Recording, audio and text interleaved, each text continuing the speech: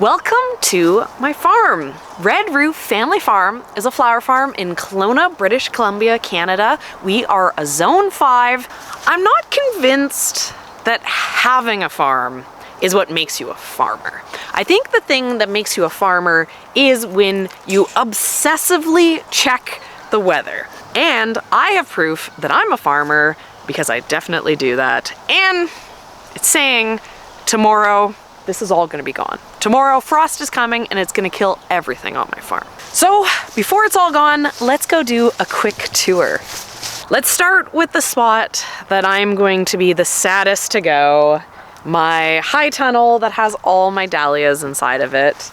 The truth is, even though they're covered, they might actually die with this frost because it's saying it's going to be -1 and they're very sensitive to cold. So, you know, these tunnels, they protect them a little bit, but this might be the end, which makes me very sad. Lots of color in here right now. I know. I did a massive pick on them yesterday, so there really isn't as much as there has been. They're starting to slow down a little bit. The days have been cooler, the nights have been, you know, cold. So that slows down how quickly they bloom, but I have really enjoyed having these in the fall. We actually planted these dahlias in the beginning of July, which is crazy late, because the plan was only to have them for the fall. At this time of year, we run out of what we use for our focals, and you know, I was always like, what would be a good fall focal? Dahlias I'd never had really good luck with. They don't like the hot, dry heat that we get here in the summer. And I'm happy to say that this did work out really well. You know, this was kind of a risk to put them in so late. They should have started producing earlier. Getting them in the beginning of July was too late. Ideally, I should probably get them planted in the ground in the beginning of June. And if I would have done that, they would have started blooming in September. They would have still been blooming really strong now here at the end of October. But they'd be starting to kind of finish off the bulk of their flowers. We have some varieties, you know, like the pinks and the orange, they're early bloomers, but then we have this beautiful blush variety in here, and it's only just started to bloom, right? So, you know, these, like, you can't really pick dahlias until the flowers are open. This is kind of the stage at which you want to pick them. And so this entire variety, because of when I planted it, you know, I might not end up getting any cuts off of it. So if I would have had that extra month, it would have been the perfect timing. And I think we're going to do it again next year. The other thing that I'm going to be sad to lose if the weather gets as cold as it is my Lisianthus. Where we are, Lisianthus just doesn't normally do a second flush of flowers. We have been harvesting off of the Lisianthus in here, July, August, September. It produced like really well for us. My blue mist and my purple and my yellow, all of these were the very earliest that bloomed, and so they actually, like, they're sending up a lot of stems, a lot of buds. They're starting to open. You know, if I would have had another week or two, I could have gotten a really good pick off of this. So, I mean, I'm gonna close the tunnel. There's a chance that, you know, these will survive. The dahlias, I don't think so. The dahlias are really cold sensitive. But the Lisianthus, they are perennial in, like, you know, zone 9 or wherever they naturally grow down in Texas. So I'm crossing my fingers. It would be really fun to be able to keep selling Lisianthus into November. That'd be insane.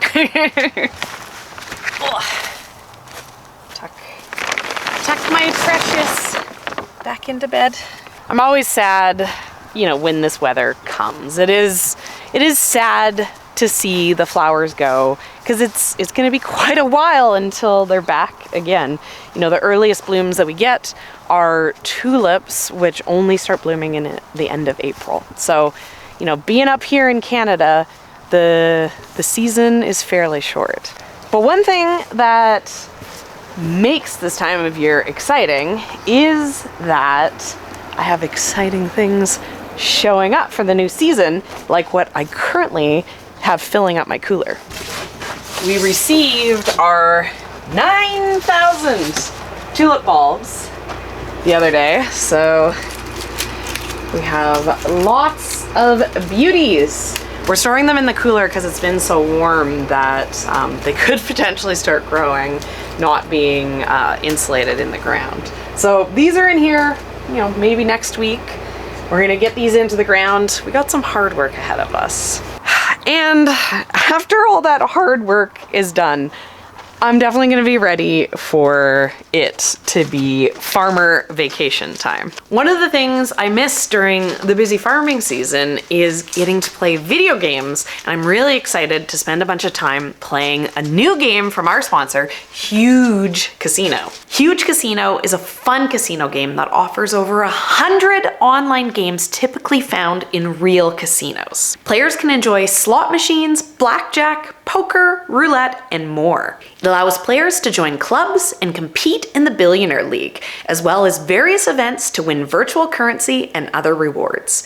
The game doesn't offer real money gambling, it's just for fun. And honestly, you'll never find me in a real casino. Ian and I got legally married in Vegas, and we spent a lot of money, but it was on food and drinks, not slots. Huge Casino keeps me playing because when I run out of chips, the Betty bonus makes it so I can keep playing the next time I check in for free. I've been playing the game for the last month and I've hit level 54. My favorite part is the club events that are always changing. It's fun to work together as a team to earn bonuses. It's free to download on iOS, Android, Facebook, and Amazon, so why not try it out? Download Huge Casino from my link in the description and maybe I'll see you there. With the frost coming, I still want to be able to sell a little bit more flowers. I've been kind of picking and setting up the stand every day, and stuff has still been selling quite well with, you know, fairly low effort. So I have some stuff in here that, you know, as soon as I finish this video, I'm gonna get ready for the stand, but I'm gonna need to be doing a big pick once this is finished. We, you know, with the cooler and the different varieties that we have, we'll probably be able to pick a bunch of flowers and keep the stand open for one more week. So gotta get that money. And then after that, we are on to dried flowers. We got dried flowers everywhere. So we got some projects that we have in the works. I have some wax dried flower things that I'm gonna make. We got some Christmas ornaments that we need to put together for the upcoming Christmas season. Yeah, it's gonna be, you know, still an exciting time in this building when it's no longer an exciting time outside on the farm. I want you to show off just how much straw flowers you dried this year for the project. We have a lot of straw flowers. We planted 3 beds of straw flowers and we sold very few of them in bouquets because what we've been doing is we have been harvesting just the heads, right? So we go and we pluck the little buds and the flowers off of the plants so that we don't have a lot of bulb. And then I've been putting them in these trays and drying them up. These are currently in my bathroom. Because I have the heat on in this room, so I can keep the door closed. These are not completely dry, and that's why a lot of these are more closed than you'll see in the other section that I'll show you next. So all of my seedling growing racks have been converted into straw flower drying racks, and yeah, there's a lot of them.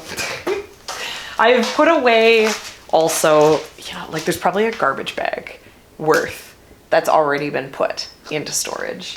So my hope is that this will actually be 2 years worth of straw flowers. My hope is that I don't have to grow as many straw flowers next year.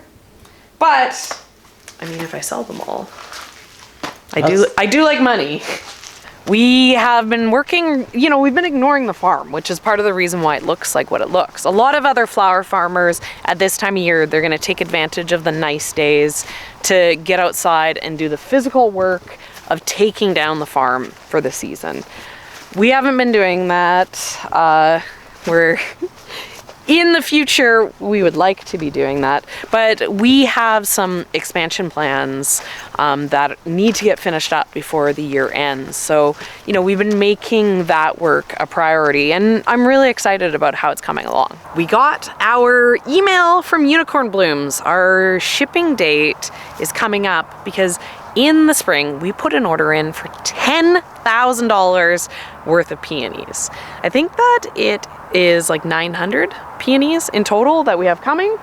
And so this massive area that's completely empty is how much space they're gonna end up taking up.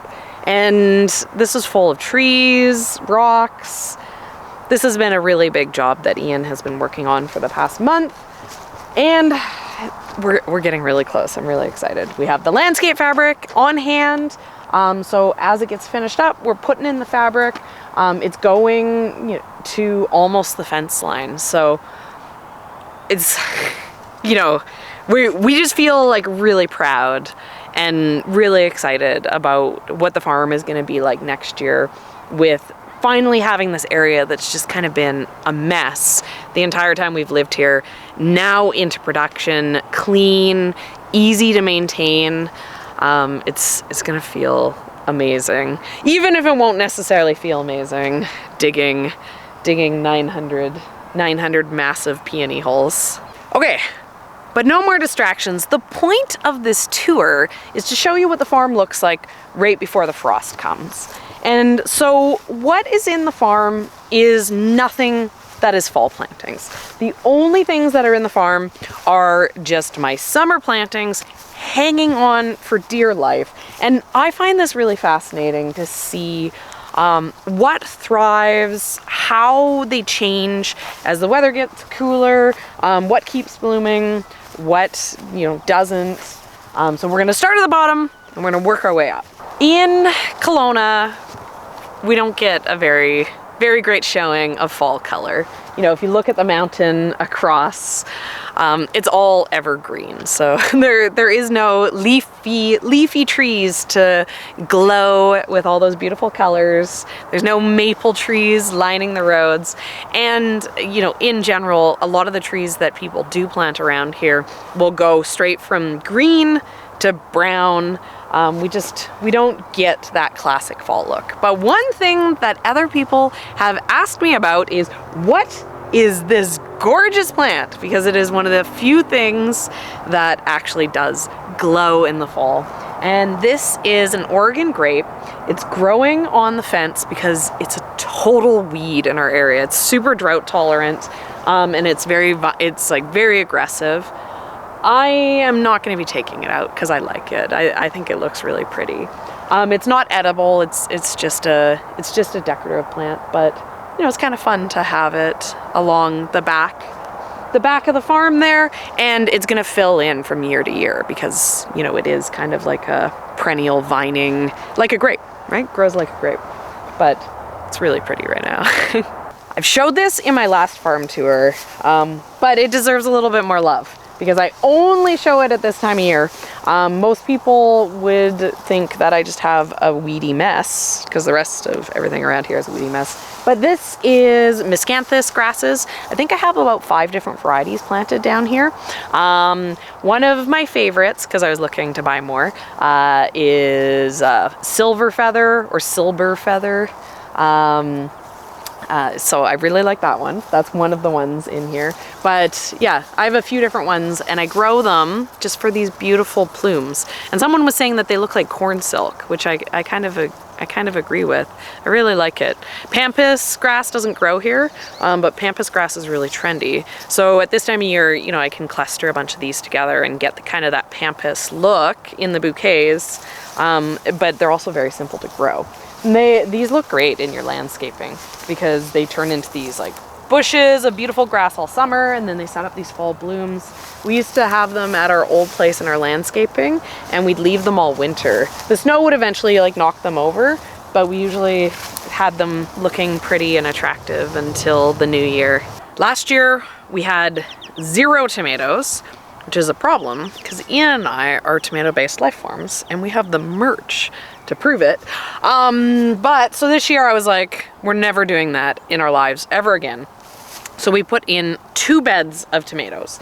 And at this point in the tomatoes, my large tomatoes, there's been so much rain that they've split and they've rot, and I'm not really getting usable fruit off of them. But my bed of cherry tomatoes is still going amazing. And this is the reason why my #1 favorite tomato is this tomato right here. This is Juliet, or there's a chance there's a new variety that Johnny Seeds sells that's called Verona, which is a similar to Juliet.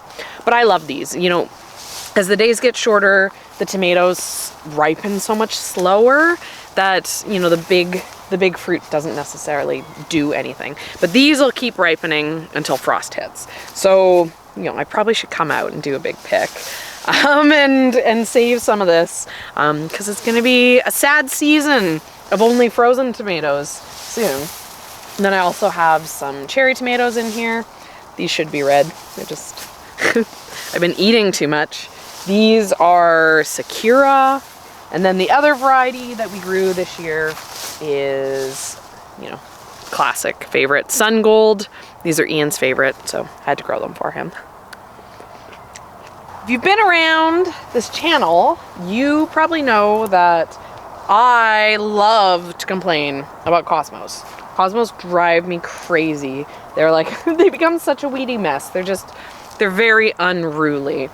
This is like probably the best contained cosmos I've ever grown, ever. But I gotta say, the cosmos are saving my butt. Cosmos are very, very frost sensitive.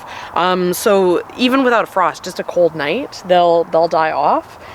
But the one thing I didn't necessarily realize about cosmos is that even though they don't like the cold, they actually keep blooming really nicely in the cold. At this time of year, you know, I'm not producing a lot on the farm, even though I still have everything planted, because everything's just growing so slow because of the cold nights and the cooler days, the less daylight, you know, the overcast conditions. But these cosmos have been opening up almost as regularly and almost as quickly as they did in the summer. So, you know, they're redeeming. They're getting a redemption arc this year.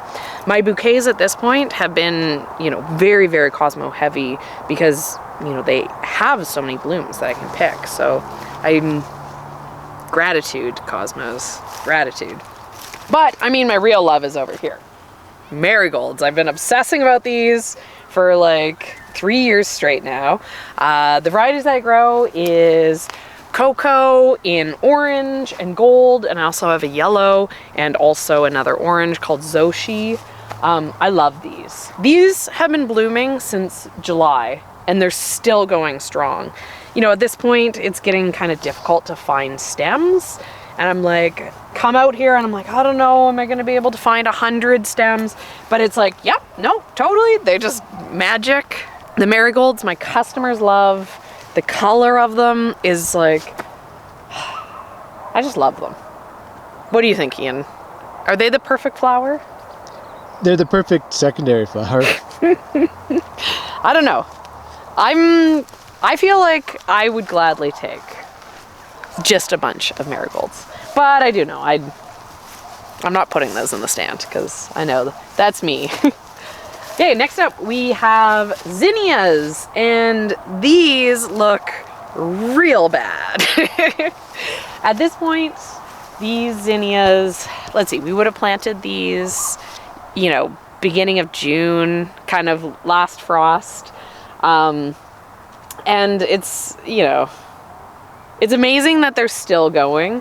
Zinnias are very susceptible to disease. So the variety that we grow is Benry's Giant because it's a little bit better for disease. And, you know, you can definitely see it when you compare this section, this is all Benry's Giant, to this section here, which is not Benry's Giant. This is like looking, this looks like it's been frosted already, but this is just like downy mildew killing off the plants.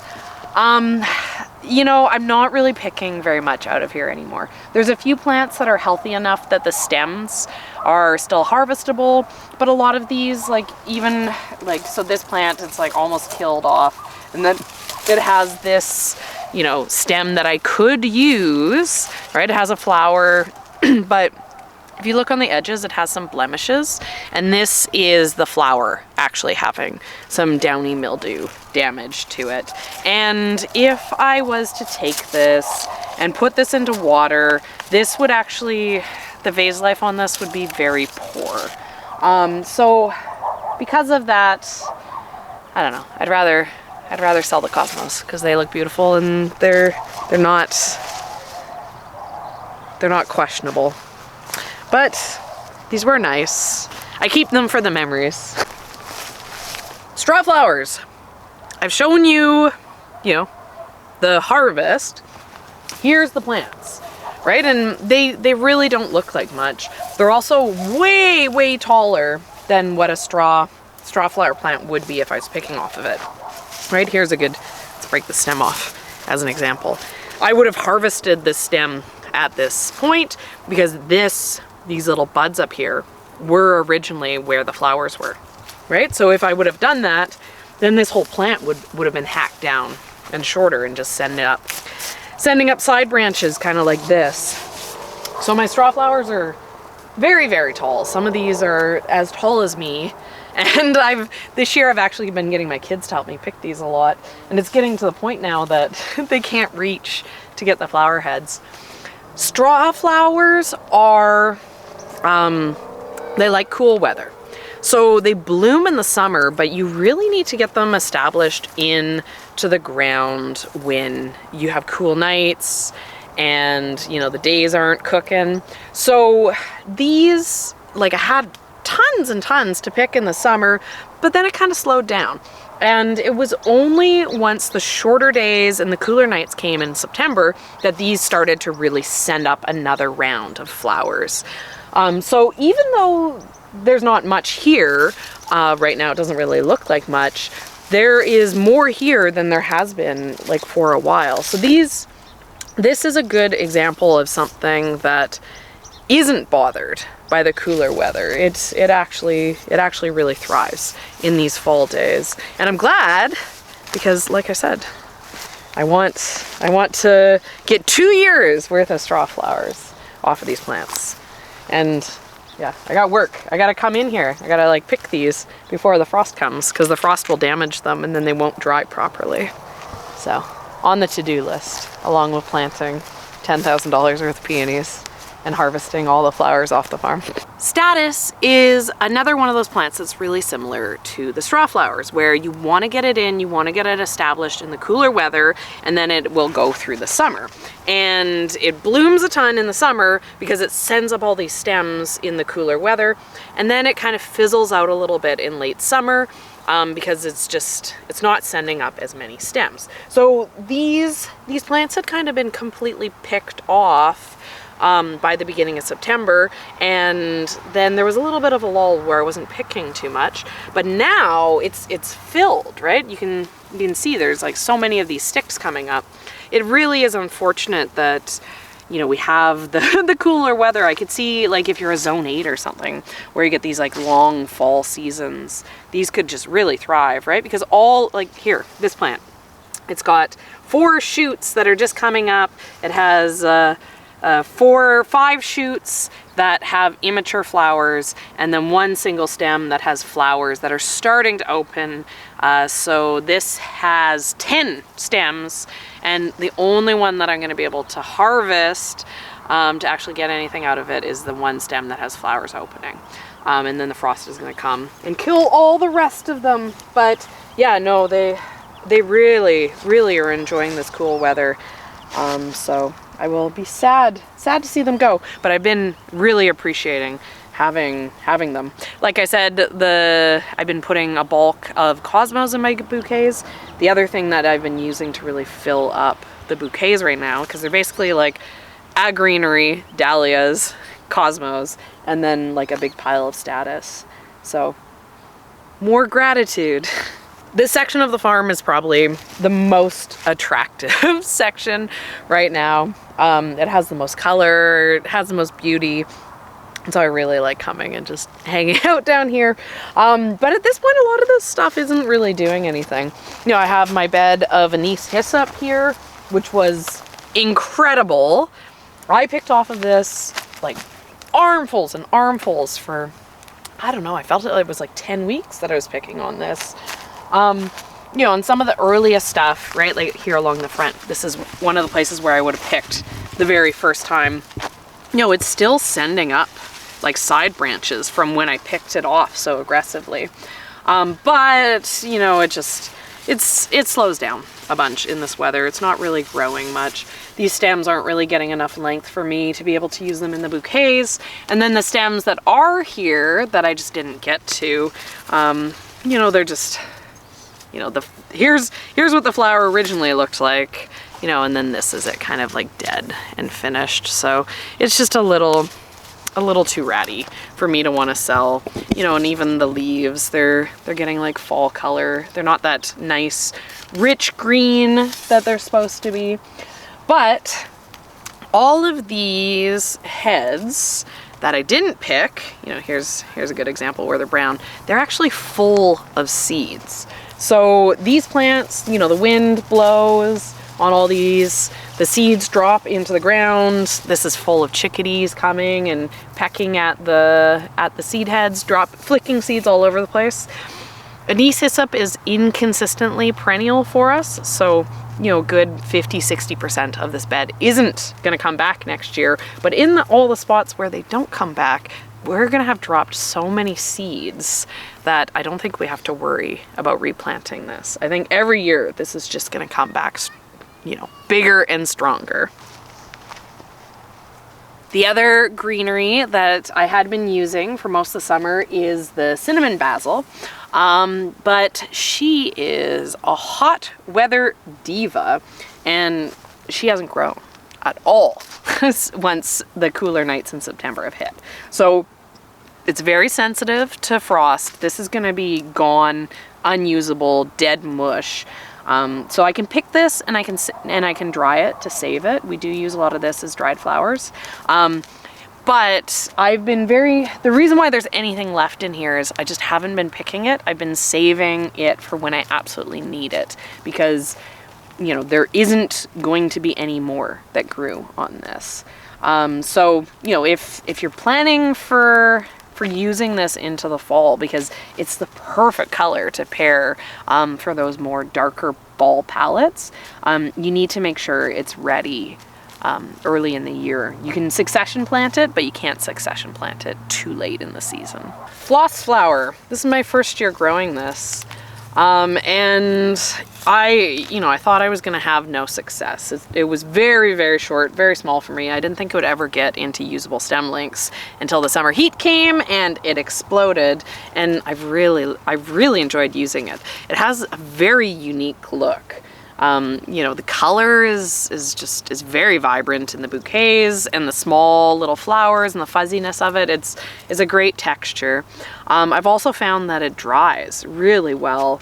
You know, I have had leftover stems from week to week that I've hung up to dry, and I don't actually have any in storage because it looks so good dry that I keep using it up as soon as I have it.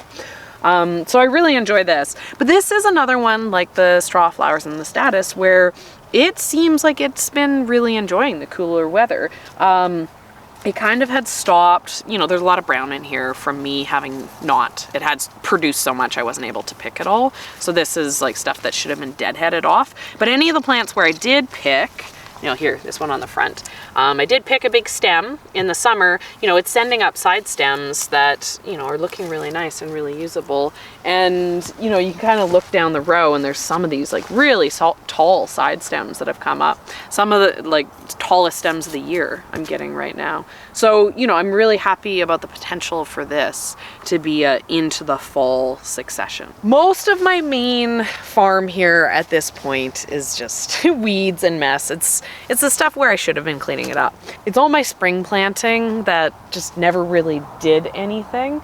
But I've been so busy all year long that it's just been too low on the priority list to get it under control. But I did begin doing some weeding here, and what I discovered is that this bed of weeds was actually an entire bed of Swiss chard. 2 or 3 years ago, when we sold veggies as well as flowers, this was an entire bed of Swiss chard, and we had a really warm winter, and it overwintered, and it came back and it sent up these seed stems that were gorgeous as a cut flower. So we kept the entire bed. It spread seeds everywhere from the stems that we didn't get picked, and it looks like, you know, it's been to our advantage. We have, you know, a bunch of these really beautiful plants in here. We've been enjoying eating them. You know, Swiss chard at this time of year is always a nice treat. And then if I can get them to overwinter again, then I can have those seed stems for my spring bouquets. It's one of the things that I miss about not being a veggie and flower farm anymore. There was a lot of these kind of weird gone to seed veggies that I really enjoyed putting in bouquets. That just don't necessarily make sense to grow just for flowers. So, you know, fingers crossed. Fingers crossed we'll have them next year. I love Rudbeckia. And my favorite variety, the only variety I want to grow, is this one. It's Indian Summer. Looks like it's these massive flower heads. And I find the Rudbeckia doesn't always hydrate well. I'll pick it and then like on day 2 it just dies. So it's tricky for me to want to put it in bouquets, because I'm like, oh, what if it like goes home with customers and then dies right away? So Indian Summer is the best for not doing that. So it's the one that I grow, and it really thrives in the early summer. It does this big, beautiful flush. But for me, it keeps producing and producing as long as I keep picking it. And this is the area that I probably picked the most. But, you know, at this point, it's not as happy as some of my other flowers. You know, there's still a few plants that I can come in here and I could find stems that I would pick and do well. But there also is like a lot of disease that's like starting to work its way in, that just makes it so the flowers are unattractive. You know, I think this is probably like a downy mildew type situation too, right? So this flower, you know, I can tell how mature it is based on the I don't know what this is called, but this isn't a super old flower, but it looks really bad. So at this point, even though I love Rudbeckia, I very easily could mow this down and not use it anymore this year. But on the other side, we have a bed here that hasn't really done anything for me in a while.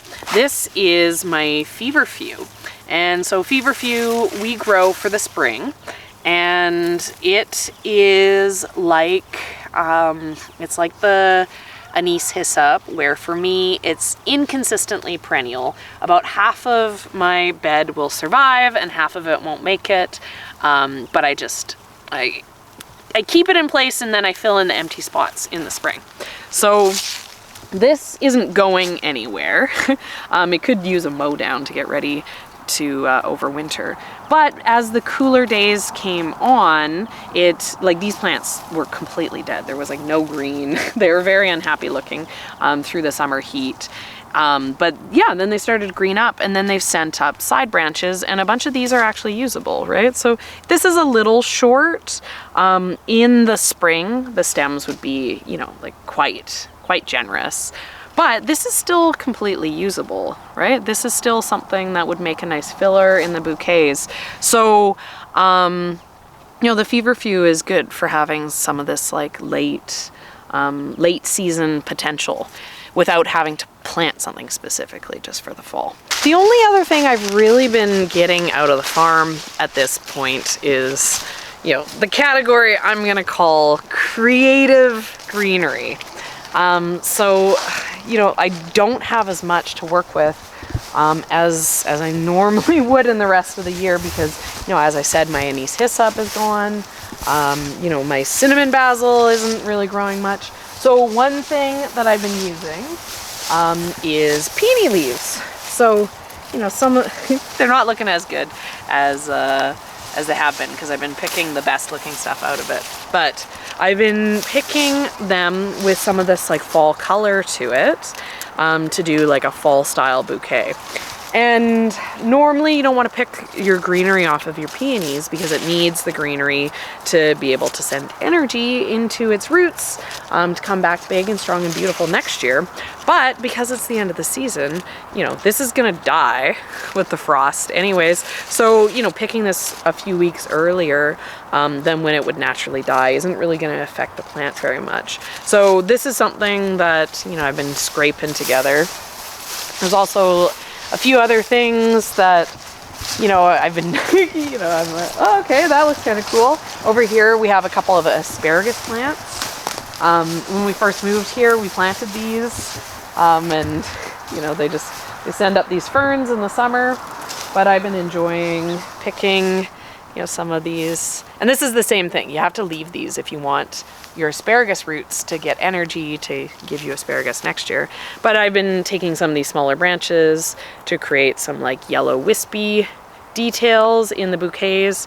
You know, stuff that maybe at different times of year doesn't look good, but at this time of year it kind of, you know, the look of the bouquets changes as we go into the fall. It becomes more of a fall feel. So some of the stuff that I wouldn't normally use looks exactly like what I want. You know, I'm careful with my trees. You know, at this point, here behind me, this is a maple tree. It's lost all of its leaves. Trees, you know, whatever you cut off, it's not going to come back next year. It's not like those peonies where they send up new leaves every single year. But I have been doing some light pruning on, you know, my trees that had leaves on it, to use the, you know, the fall color leaves in the bouquets. You know, there's always stuff. There's always stuff to find. Are you a majestic bow? Well, it's the end of the year, which is both happy and sad. Sad to see it go. Yeah, definitely conflicting emotions. You know, I feel less tired this year. Normally this time of year, I'm so done. My brain is completely burnt out from working, you know, for so long without a break that, you know, I just don't care. But this year, you know, like I feel like I have the energy to keep going if it was to keep going. So, you know, it'll be sad to see it go, but the great thing about farming and gardening is it's never gone for long. There's always a new year, a new season, a new cycle, new opportunities to have successes, new opportunities to learn from failures. So, you know. And seed catalogs. And seed shopping. Yes, that is the best part. That's the best part of winter, getting to do all my seed shopping. So, I don't know. There won't be any tears when frost comes tomorrow. Thanks again to our sponsor, Huge Casino. Make sure to check out the game. I have a link below in the description.